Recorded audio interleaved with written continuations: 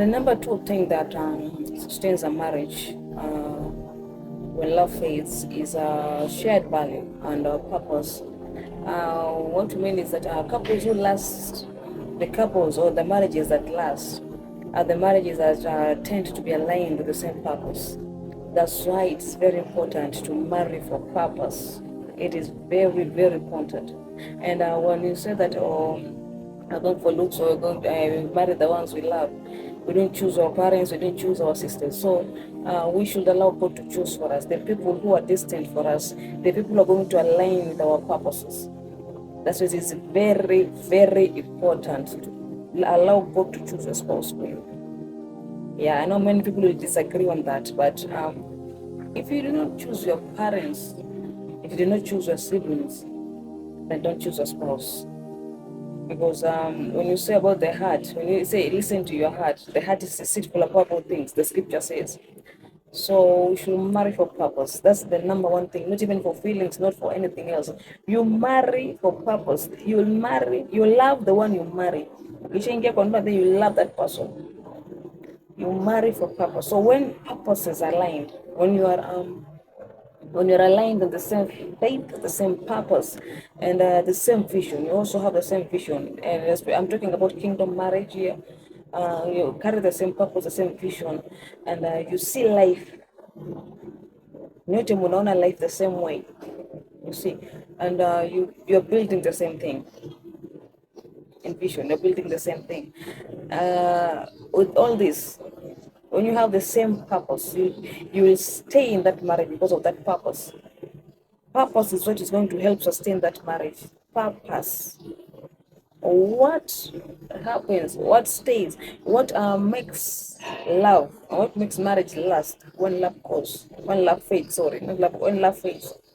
Purpose, that's number two. Number three, we're going fast. Number three, discipline in love. Discipline. Sustainable marriages, they run on habits. How is this? Respect, communication. When we respect our spouses, we speak to them good, nicely. We're not rude to our spouses. We apologize. Every time we make a mistake, we apologize. There is forgiveness. We forgive. You know, this part of forgiveness is where we, especially believers, get stranded on, because we don't forgive in our marriages. We don't forgive. That's why you can argue right now. After a month, you still bring back the same topic. Forgiveness, very, very important in a marriage. And service, you see, discipline. And a marriage, you're talking about on a service. Huwezi nyima your spouse conjugal rights. Ati because umetoka kazi you are tired. No, there is no room for that. If your body, your body is no longer your body. When you get married, your body is no longer your body. If your husband wants to have to do whatever it is that you do, you have to give it to him. If your wife asks for it, even your spouse is not supposed to ask you for sex. Your spouse is not supposed to ask you for that. You're supposed to, ni haki, let me use Kiswahili, ni haki yenyu nyote, hamfai kunyimana. Kwa sababu kimnyima your spouse his conjugal or her conjugal rights, he or she is going to find it somewhere else. And that's where marriages zinavunjika. And so, forgiveness.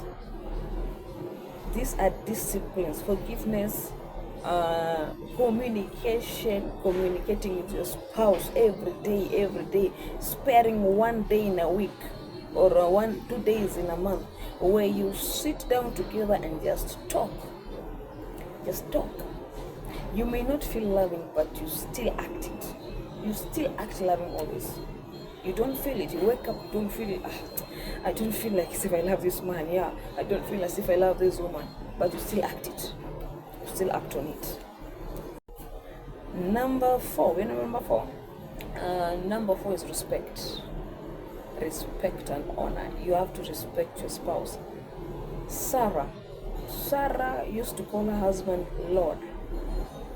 If you see in the Ugandan traditions, mostly I see this mostly with Mama Nicolette Lubega of Phaneroo Ministries, the wife to Apostle Grace Lubega, when she honors her husband, she kneels down. She kneels down. That woman is a very good example of what honor is. For me, I see her as the current, the Sarah of this generation. Sarah used to call her husband Lord. I once heard a Prophet Hubert Angel saying that the wife calls, sorry, not calls the husband Lord. You see, we are supposed to honor our husbands. I don't know if you can do it, but if you can just start practicing it. Stop calling your husband Wenani. You know, most of the times women we call our husbands Wenani or Baba Nani, you see. But we're supposed to start calling our spouses good names, like my Lord. I once heard Apostle Grace Lubega saying that ever since he got married to Mama Nicolette, that Akuna Siku, not once has she ever called her husband by his name. He calls him Lord. Honor. We need to honor our husbands, we need to honor our spouses, we need to be respectful. There must be respect. Whether your husband is younger, whether your husband is older, whether your wife is older, whether your wife is younger, there has to be respect in that marriage. You have to respect each other in that house. Kama kuna mdomo eka kando, know that that is your husband, that is your Lord. That is your father also. You must respect your spouse. There must be respect in a marriage. There must be honor in a marriage. That institution called marriage. There must be respect. There must be respect and honor. Many couples who fall out of love have actually stopped honoring each other. You honor each other with the simple things. You appreciate each other. You see your husband you're doing something, you tell him, you did this thing, whatever you did was good. You did this was nice. Honoring each other, respecting each other. Respect is very important in marriage. Respect,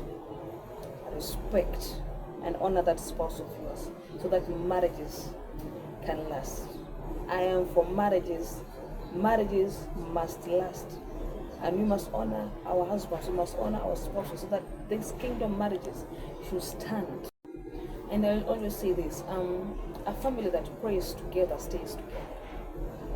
Always pray with your husband, pray with your wife, hold each other's hands, pray. When you see that something is going wrong in your marriage, pray. When you see things are not going right in that marriage, pray. Hold each other's hands and pray. Pray. Hold each other's hands and pray. Pray. Prayer. Allow God in that marriage. Let God be the foundation of that marriage. Let God be the foundation of that marriage. So when you say that love is gone, most of the time it's not that love is gone, it's the effort that you put, is the communication that is not there, and it's the connection.